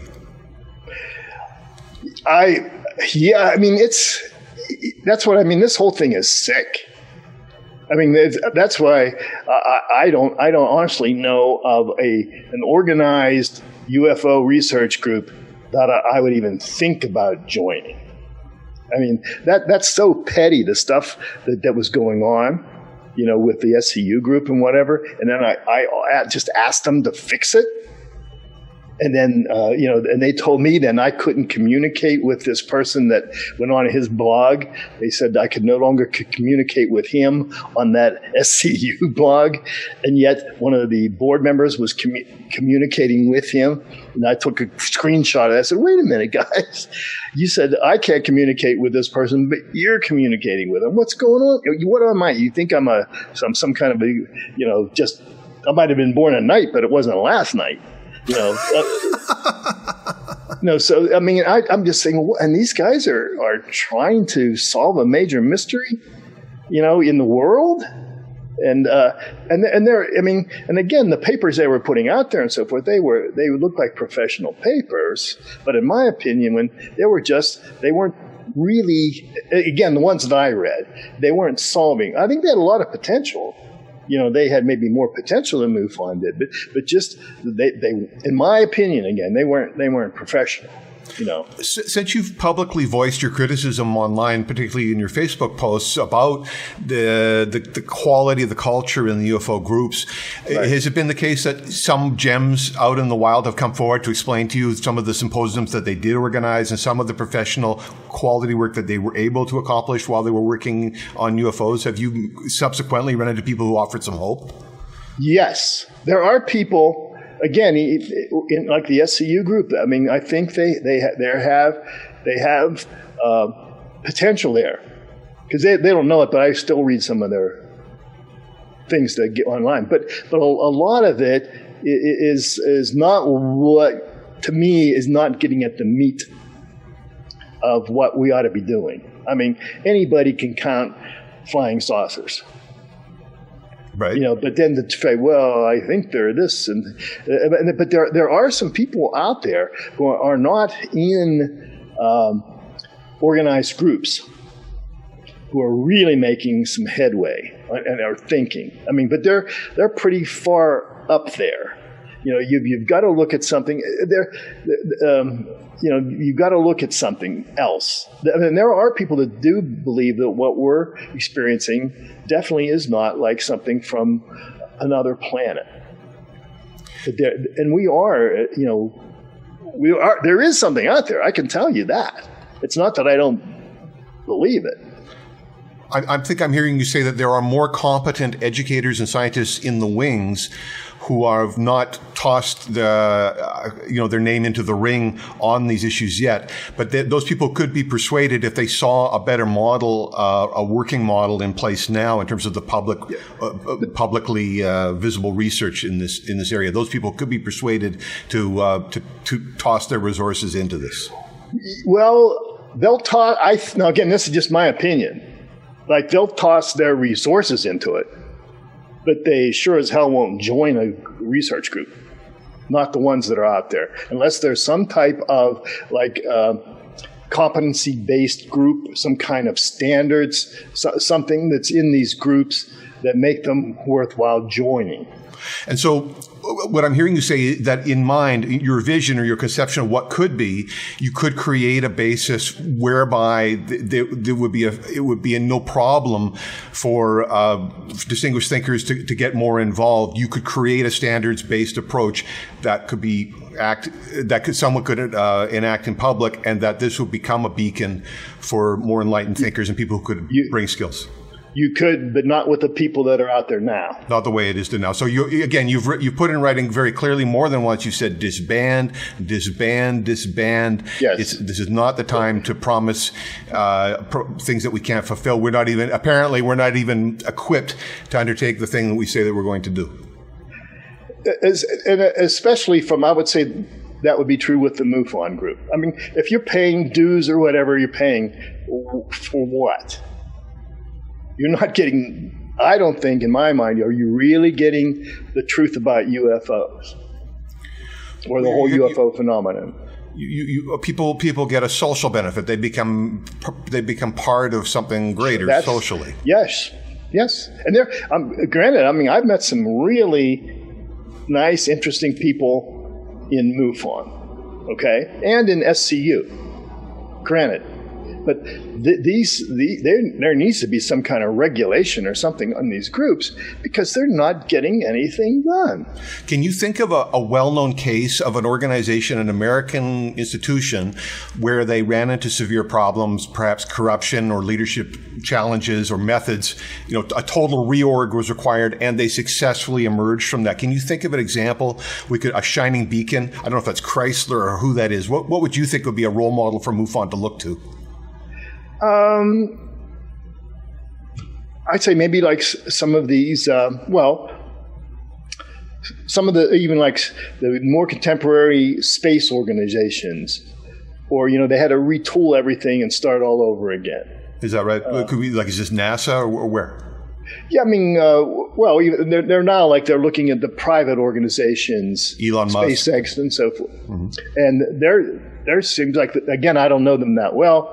They seem like they're doing a bang-up job on what they're doing, but they were able to take mistakes that the government or whatever made and refine it. So I'm sure there were car industry things and so forth that do the same thing, right. Computers perhaps.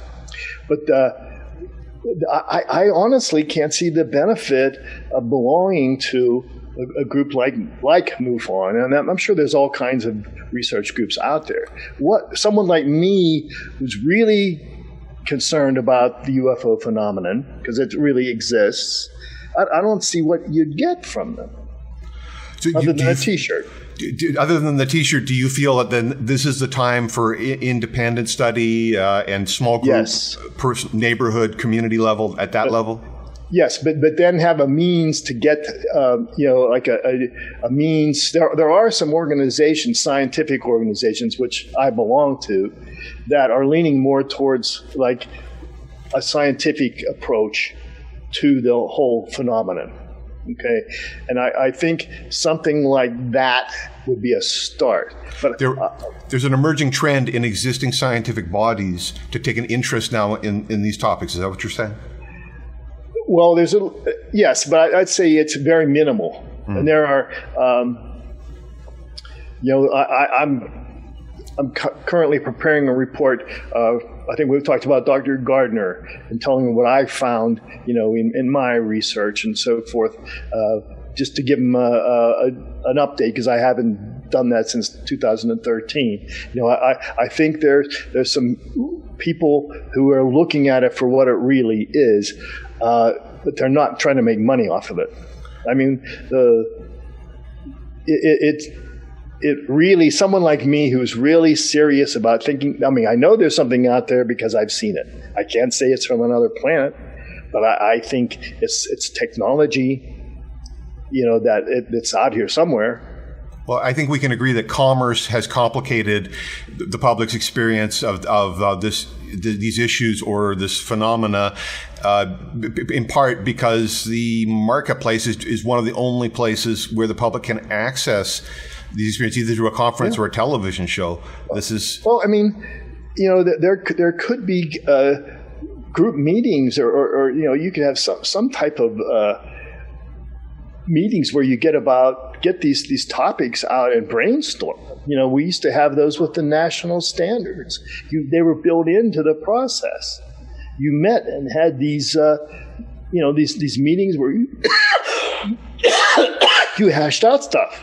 Mm-hmm. And you hash stuff out for a week. Mm-hmm. I was required, when I belonged to that one organization for the Arts Consensus Project, minimum of 4 times a year, I had to be in D.C., and I could be there for anywhere from a week or 2. And that's basically we would meet and have these brainstorming sessions on where to go next for direction. And would you say that the kind of brainstorming that you found in the UFO groups was as vigorous as what you experienced in those other orgs? Of course not. They didn't. There was either like, and I found out what the research they were giving me was shallow. There was somebody who had made a few dollars off of selling a book or whatever, and then you checked. They called themselves Doctor Whatever. Then you checked them out. Well, they said they attended a university, but when you check them out, there was no attendance policy for the university. And, how worthy are their credentials? How credible and how seriously could you take any of these claims when there's layers of nonsense? Sure. I'm in my worst cynicism, I say to myself, well, Mufon should just be up in front with the public and explain that they're really a swingers club, and they can just operate like that, and everyone wouldn't think any less of it. I might even join if they said that. Well, there you go. So there's a hot new trend, a hot emerging trend. It's the Mufon dance. But like getting back to where we were before. Just what you said is what scares the daylights out of me, because I'm starting to think that's what Mufon is. Well, this is the come to Jesus time for rational and conscientious people. Absolutely. Seriously, I think this would be the pivotal time for ufology, and I don't even want to call it ufology anymore because it's got such a bad name. I'd rather go with something like anomalistics or whatever, where you can look at UFOs as one branch of it, but then you still have things like ghosts and, cryptids or whatever you want to throw into the mix that needs a scientific look at. Well, people are curious about these areas, and there should be scope for us to do this safely and in a wholesome community way. I think we can do it. We're not doing it, but I think we can.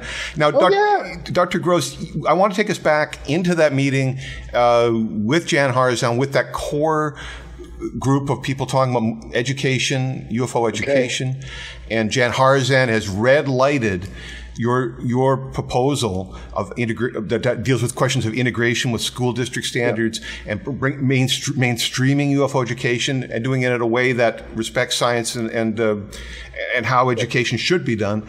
What other things can you tell us about? Were there any other takeaways from that meeting, conclusions about what you saw, and when you saw that prominent member of the group was proposing their coloring book program as the educational platform? What was your final remarks on that? Oh, and again, that was 2018. I'll try to recall as much of that as possible. But I think that's really important is what happened afterwards. After that meeting, I really got the impression that even though some of the members of Mufon really wanted to do the right thing and move Mufon ahead like that, so that they could get young school-age students involved. And I've been, an educator, 40 years of my life, either administration or teaching. That's where the whole world is, with the young students that we have. And so when I realized, he was saying, well, I gave him, free advice of how to go about it if he was really serious about creating an educational program to get students interested in UFOs and then bring them into MUFON. Didn't want to put the time and effort essentially into it. So I said, okay, I did my best. So when they started getting ready for it would have been I think it was July 2018, their symposium in Cherry Tree. Was it Cherry Tree or Cherry Hill? Whatever, that in Pennsylvania New Jersey. Conference. Yeah, that conference. Since they knew then, I had a background in education and administration, I started getting emails, and again, I have these emails from members of the MUFON organization who were planning the symposium, and stating that, first of all, again, they were very interested in getting a new face on the membership and so forth, and they were interested in bringing young students into it, and they were looking at other avenues other than, hey, we got UFOs here. So I said, I've been working on stuff like this for a while, on actually how, because of the experiences I've had, how it actually stimulates the brain. And I think there's some really important things that you can do if you seriously study UFOs. And they asked me if I would mind putting a pitch together for MUFON to sell that. So that there's, it's like above and beyond the UFO stuff. And I said, definitely, I would do that. Again, I'm not getting paid. I'm not even a member of MUFON. By that time, I think I'm already out of the SCU group. So I'm kind of on my own. I'm sure I'll put that together because I'm retired and I enjoy doing that kind of stuff because I did it all those years. So I put together a really nice spiel for how studying UFOs is valuable to human beings. Okay, that didn't have anything to do with coloring books or T-shirts or anything. So they put this together, and then I get they said, okay, that's great. Then they were the members of MUFON who were planning, the event, and Jan wasn't part of this. I was in communication with at least two or three other people, and they were trying to bring other, I think, experts in the education field to this 2018 symposium. So I'm working on that, and then one of the people, the person with the coloring book, they're sending me emails. I made up the pitch, and they gave me a whole list of radio stations and TV stations, NPR and all that type, that are in the Philadelphia area that they were going to try to get this new idea out to. And then they didn't know how to attract school students to get them to the symposium. And this was in July, I think. And I said, well, they're not going to be in session in July. And I said, usually teachers are, unless they're teaching a class at the school or something, they're not going to be around. And they're probably only, just from my experience with how educators work, they wanted to get a hold of the teachers to have the teachers bring their young students to the Mufon Symposium.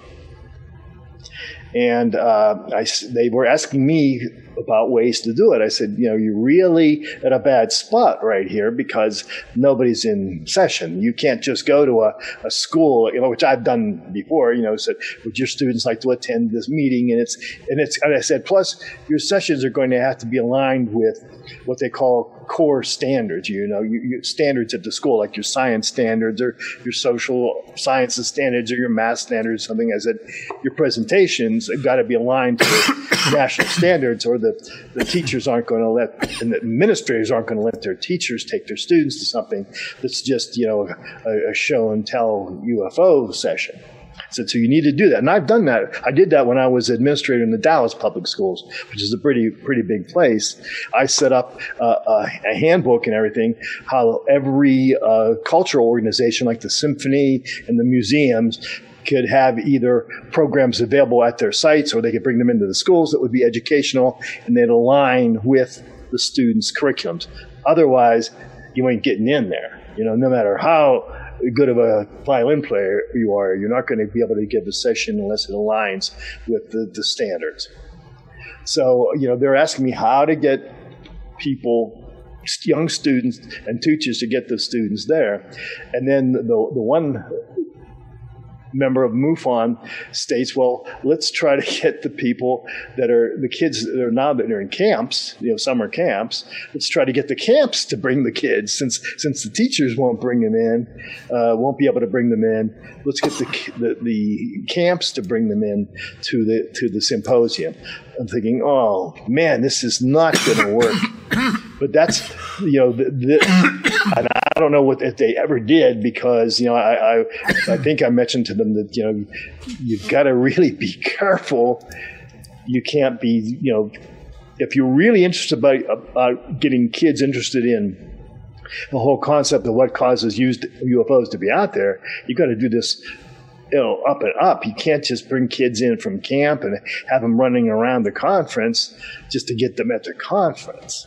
And they put out flyers, if you bring your driver's license and your student ID, you can get a discount on membership and all this stuff.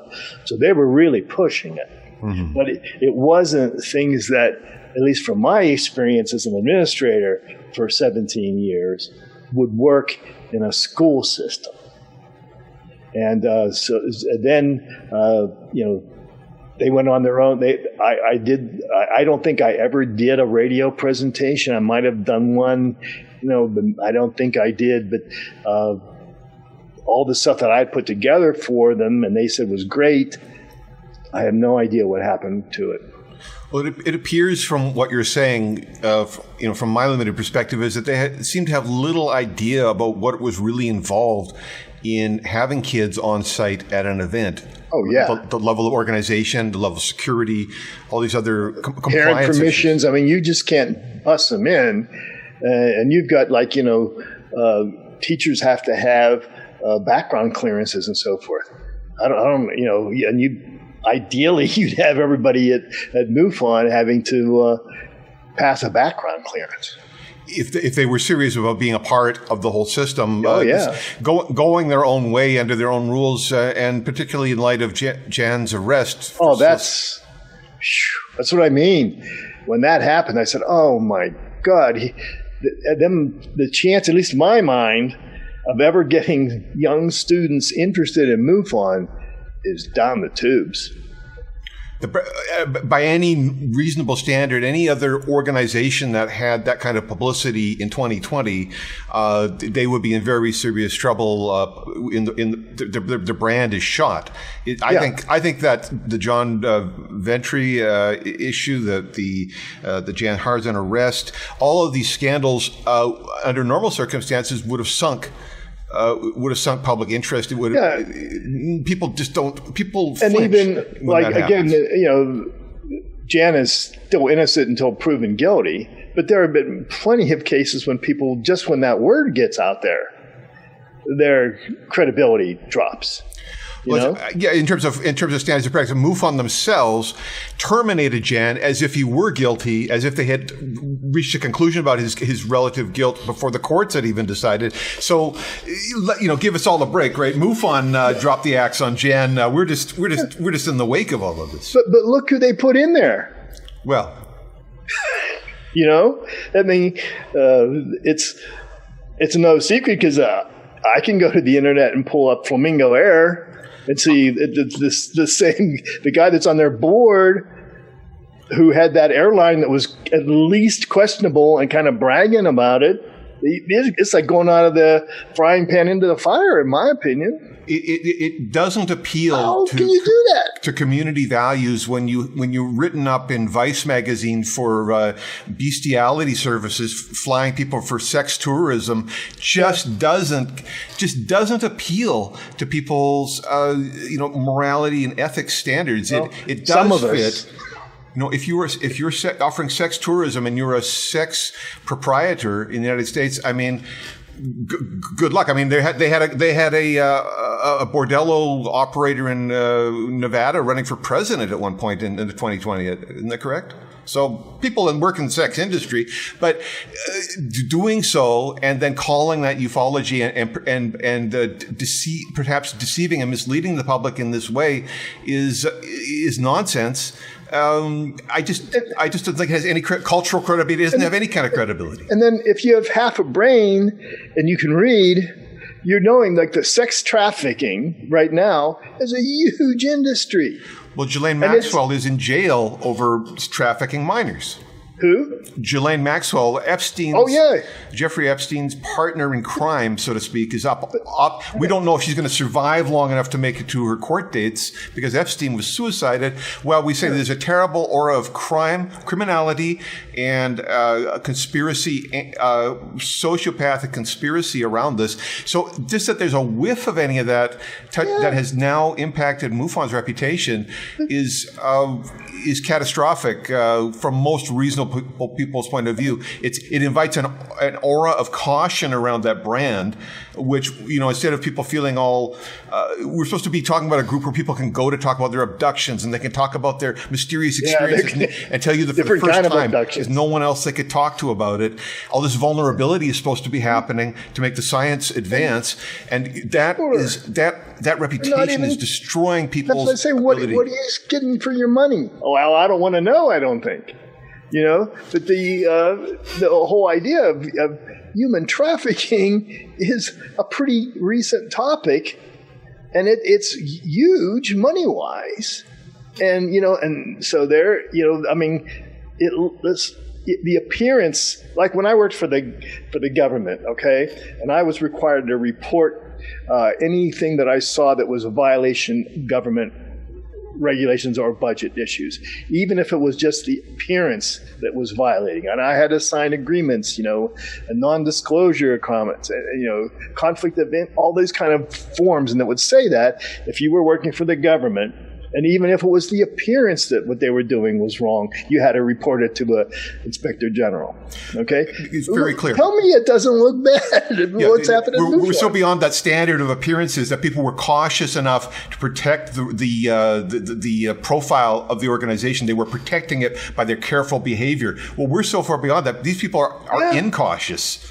And further, there seems to be so much excess.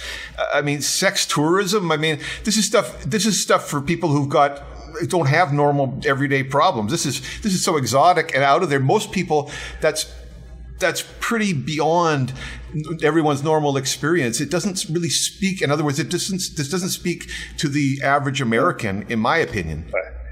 I'm waiting for them to go behind the hangar at Flamingo Air and find a flying saucer. Yeah, where the saucers were really hidden all along. The big cover up. I mean, what are they thinking? And it hurts everybody. I mean, like I said, there are like other groups out there that have potential.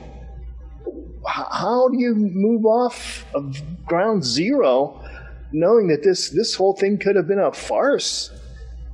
If in practice they were more concerned about trafficking children to events than they were about implementing standards to protect children, if they were going to have anything to do with adult events, these very facts, it's very wrong-footed. It's something I say, it's just like you. I echo this sentiment. Put on the brakes. Bring in a third-party audit committee, and let's see if any compliance is happening anywhere. Even OSHA compliance, is that even happening at this point? It's a terrible reflection on the sincere interest in the population for answers and for inquiry and pursuit of the questions that ufology raises. I think we've gotten. I think we've sort of got a bad deal. We applied for the silver package, and they sent us and billed us for the platinum package. Yeah, but it's platinum garbage. See, and then someone like myself, and probably you too. You have these experiences, things. There's something out there. But man, are you going to go to Mufon or another group that knows that they're all in that same, envelope? They're really not after the scientific end of it.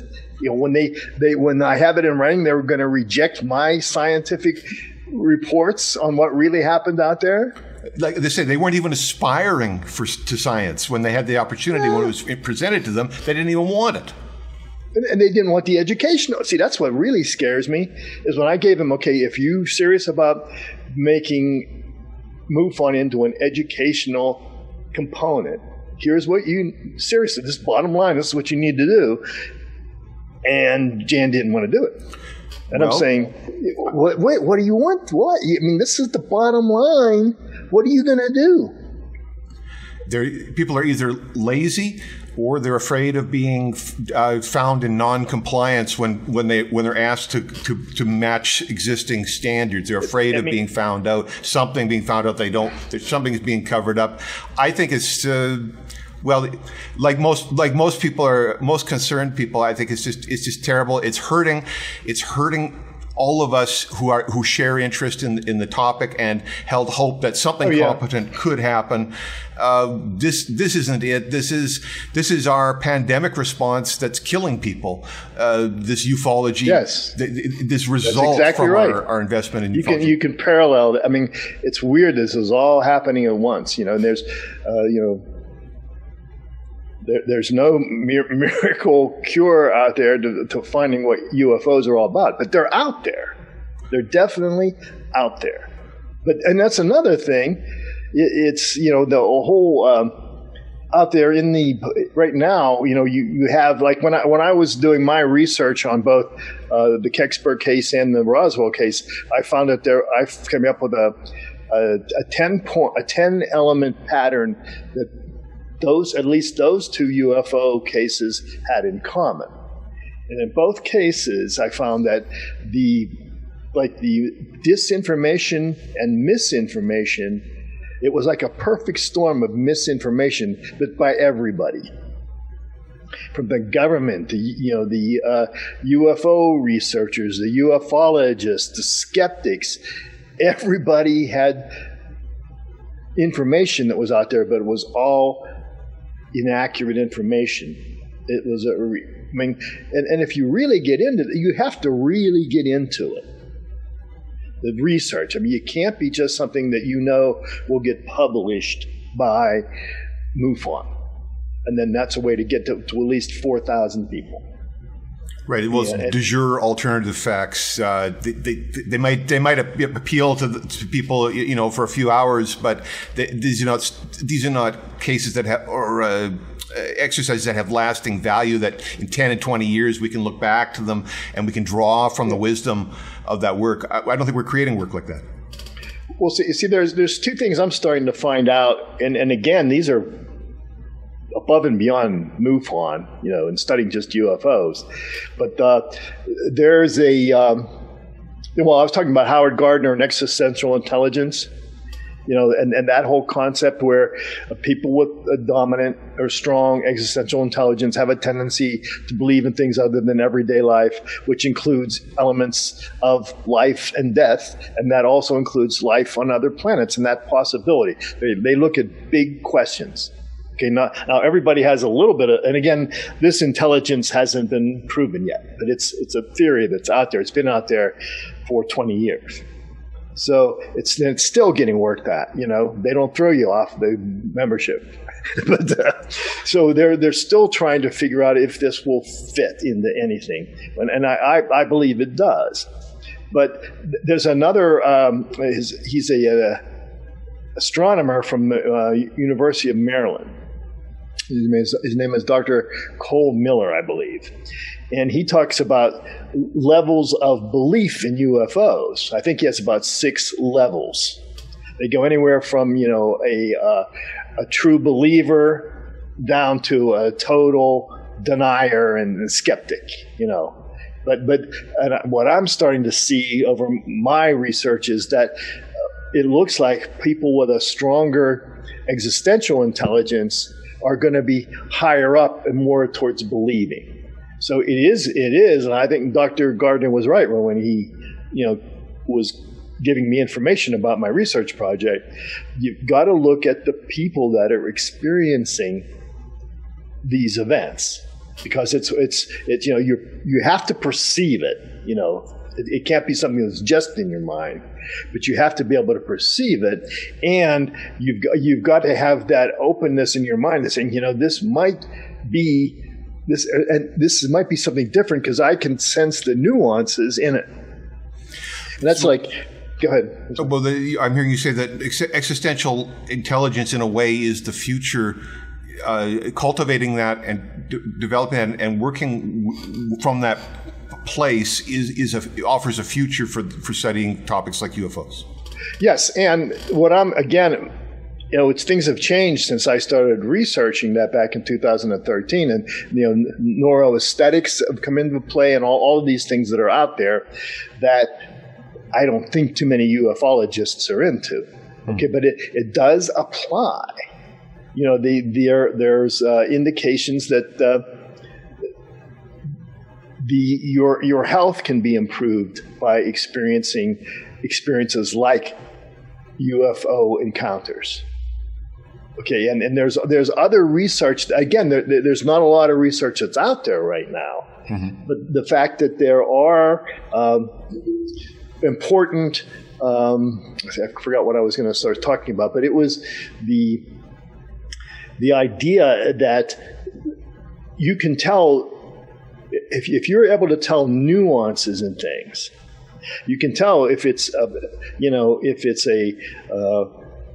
balloon or if it's a real UFO, something that doesn't fit current science. But you've got to be able to have enough information, and your mind has got to be in the right shape for you to do that. But another unique thing I've been finding, they used to think that aesthetic experiences only happen with the fine arts, because the fine arts have a lot of nuances in them. There's a difference between a good piece of work and an okay piece of work, or an excellent piece of work and a good piece of music, let's say. There's slight differences, but it's in the nuances. But our brains, they're finding out now, have these type of evaluation systems built in for anything. So you can have an aesthetic experience with a math problem. You can have an aesthetic experience with a piece of music. You can have an aesthetic experience with a UFO. And the aesthetic experiences are beneficial to human beings.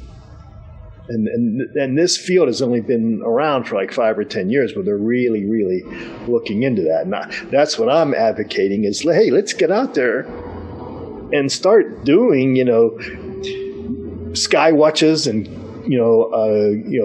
tours of dark, the dark tourism sites and things like that, and see what we can. There's all kinds of stuff that's really out there. So you're not saying we should just close the door on this kind of adventure. We need to leave the Shire a little bit every once in a while and go out and taste the world of mystery. Oh yeah, I mean I've done work with UFOs. I've seen 5 myself. 5 that I can't explain. And I'm not saying they're from another planet, but I'm saying I can't explain them yet. So I call them interim UFOs. And I've seen things like vaporous apparitions, and I've photographed things that I think might be examples of dark energy with a special photographic technique that I was using. I've had what I would call, for lack of better words, some type of poltergeist activity. I used to work with a group of scientists who did investigations at dark sites, dark tourism sites that had evidence of stuff going on that the owners couldn't explain, and they were top scientists, and all had at least master's degrees. And we'd get down there and try to figure out what that was. And, I don't get scared that much anymore. But there's something there. Certainly, this is a whole type. This is, for some people, this is like sports. Folks. Oh yeah. Folks pursue these interests with the enthusiasm of baseball and football and hockey that arouses in other people. This is like sports for a special kind of athlete. And I think, my experience was I seek these experiences too. And it's exciting. When you have these experiences, like one time. Should I tell you this one little quick? I want to hear your story. Yeah. This group again. They're based out of the Indianapolis area, and it's a group called the Scientific Minds. I asked them if I could use the name, but they're degreed scientists. Okay, like people that have master's degree in biology, and one is like a computer programmer and works for Apple and all this stuff. But when you hear there's something strange, they'll give me a call sometimes, and we pack up the truck with all kinds of equipment that's been specially invented for this stuff. But the one time we were investigating an old, it was a funeral home in Indiana. I won't tell you exactly where, but it was in the way south in Indiana, in the rural area. And the funeral home was supposed to have been built on Native American burial ground. And it was an old funeral home, and it had the center was like a pentagram. It had 5 rooms that came together, so there was a natural pentagram in the middle of the funeral home. Like a temple. And there had been a murder there on top of it recently. In fact, there was when we went in to set up the equipment, there was a chair. It was a stuffed chair, and it was like a lime green color.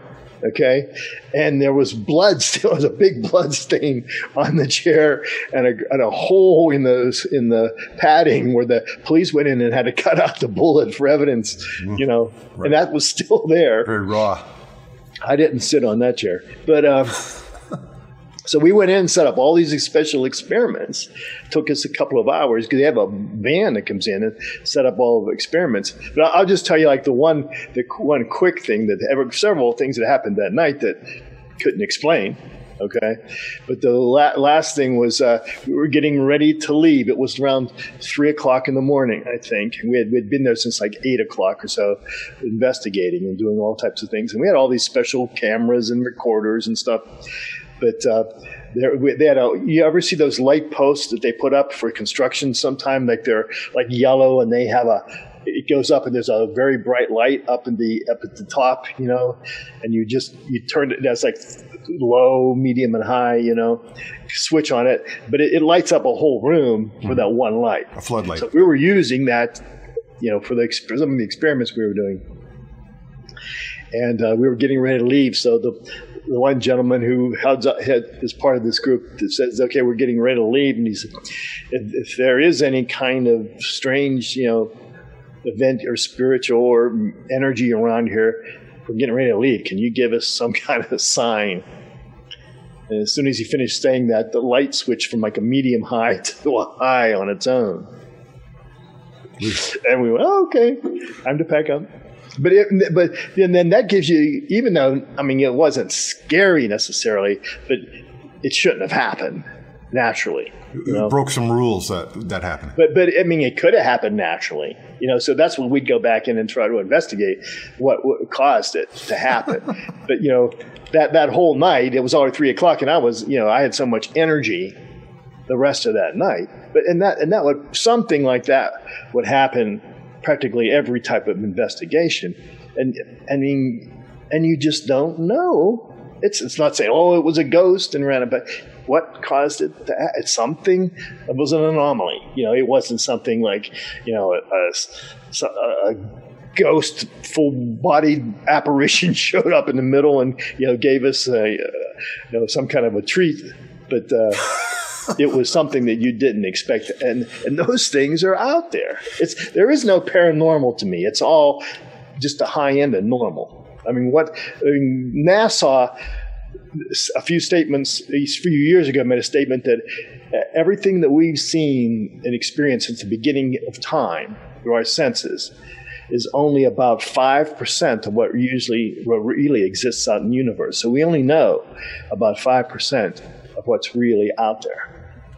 That is an excellent quote, Bob. I'm having a terrific time talking with you. We've been together for 2 hours. I think God! We could go for the rest of the day because we have so much to share. But I want to bring you back and do another round with you where we can share more of your stories and hear more from you on your perspective in the field, in the paranormal, with the scientists exploring the paranormal. I think this is marvelous stuff. Yeah, and I really, thank you for having me. And again, my concern, I'm not trying to see anybody go to jail or anything like that, but they've got to reform ufology and other things because there's so much potential there, and these people have got to rethink of what they've really been doing and redo the direction they're going in. We can do better, and I'm a big believer. I think we have it in us to do better. So I'm looking forward to seeing the day when we turn the corner on the pitfalls we found ourselves in now. It's enthusiasts for UFOs and the paranormal and the anomaly. My guest today was Dr. Bob Wenzel Gross.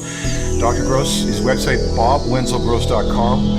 He is a longtime U.S. educator. He's a UFO experiencer. He is someone who's been asked to go into UFO organizations as a contributor, as a senior scientific and educational contributor, and he has come back with some watchwords of the day. He says we should be considered disbanding. We need to redo. We need to start all over again. And in the meantime, we need to get all of ourselves up to speed, not only in the questions about anomalies, but the questions about ourselves and our potential for the existential intelligence and higher performance and a better experience. My name is John Kelly. This is True to News. I'm signing out. We'll be back again. Looking forward to talking to you again, Dr. Gross. Thanks so much for being with us. All the best. Thank you, John.